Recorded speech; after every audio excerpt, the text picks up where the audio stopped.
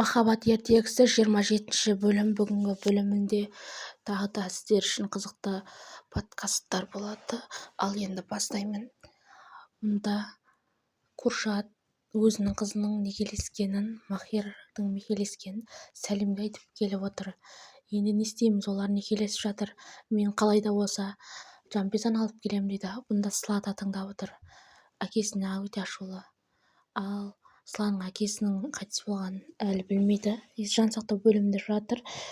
Қарындасы: аға, есіңді оян, тұршы дейді.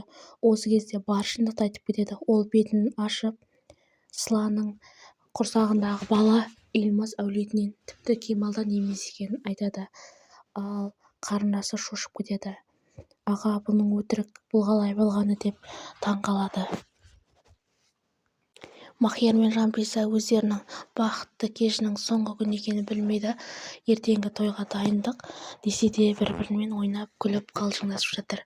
Ал мұнда Перманның сүйіктісі, көңілдесі келіп мазасын алды. Бұл үйде Перманның әйелі болмаған, әйтпегенде шашын жұлып қолына берген.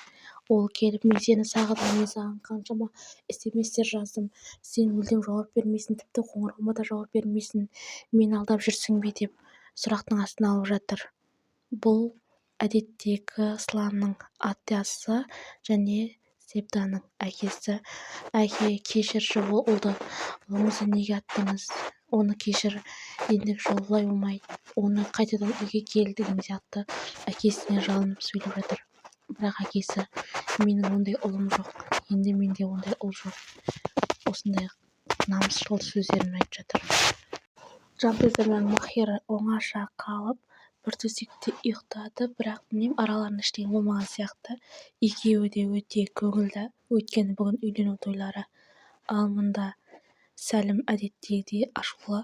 Оның өзінің еріксіз біреудің өзінің тамағын Куршат келіп жеп қойған, тіпті одан бетер ашулы, жек көріп кетеді. Куршат болса қалайда Жампизаны алдыға келемін деп ақталып жатыр әлі күнге дейін.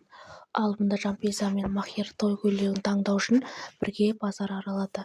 Олар ең әдемі деген, тіпті Жампиза ұнатқан көйлекті алуға шешім ойлады. Осы жерде ішке кіріп бізге ана суреттегі киімді әкеліңіздер деп жатыр. Ал мұнда Куршат және Сыланың атасы Сәлім үшеуі кездесіп қалды. Бұл кім деп шал айтып жатыр. Немеремді босат дейді. Осы кезде Сәлім ол Жампизаның әкесі ретінде айтып таныстырды. Ал мұнда Махир өзінің қалыңдығына ең әдемі сыйлықты курьер арқылы алдыртып, оны Жампизаға сыйламақ. Осылай Жампизаның бөлмесіне келеді. Бұл жерде барлығы жиналған. Жампизаның әжесі, қызметшілері, тіпті Махирдің анасы да жүр. Қандай сыйлық деп жатыр. Бұлар қына кеші екен. Қына кешіне сыйлық беру күйеу жігіттің міндеті. Бұл қына кеші өте керемет өтеді. Барлығы сәнді киінген. Жампиза өте сұлу, қалыңдық болды. Сазтырнай, барабан, барлығы күшті, керемет. Қыздар осылай елеп шығады. Жампиза бірінші. Осылай керемет көңілді кеш өтіп жатыр. Махирдің атасы, тіпті Рашид, Махирдің көкесі болып жүрген нағыз сатқын. Рашид Махирдің өзі досы, Жампизаның әжесі. Барлығы осы тойда керемет көңіл күйде. Тіпті Сараның өзі көңілді. Осылай билеп, Махир болса барабан тартып, өте көңілді кеш өтті. Ал мұнда Сәлім Сылаға әкесінің ауыр халде больницада жатқанын айтты. Оның өз атасының атқанын айтты. Осы кезде Сыла шошып кетті.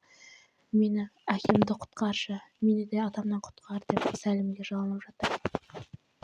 Ал мұнда басы ауырған әдеттегідей Асеп ханым оған қызметшісі киімін әкеліп: тоңып қалдыңыз, енді суықта үйге кіріңіз дейді. Жоқ, кірмеймін, далада таза ұждамын деп. Осы кезде Перман келеді: анам, анам деп. Не болды дейді. Осы кезде әкесінің хабарласқанын және әкесінің Жампиза мен Махирді үйленіп жатқанын көрсетті. Жалғасы бар.